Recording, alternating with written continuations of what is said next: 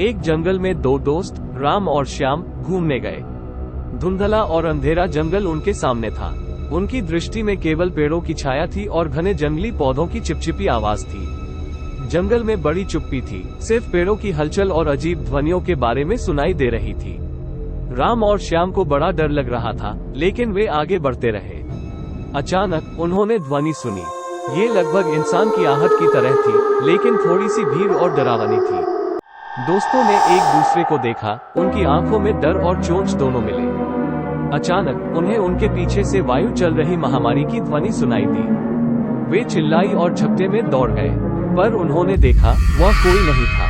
वे गहरे जंगल में गए, जहां सब कुछ अधूरा और डरावना था। बिल्कुल अचानक एक अन्य सुनसान ध्वनि उनके कानों में पड़ी।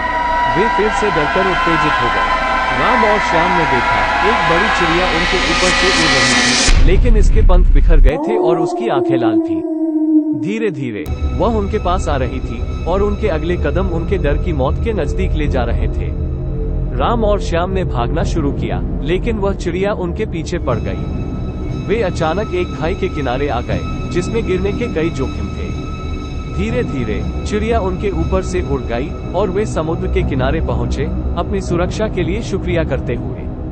उनकी जान बच गई, लेकिन उन्होंने ये कभी नहीं भूला कि जंगल कितना डरावना हो सकता है।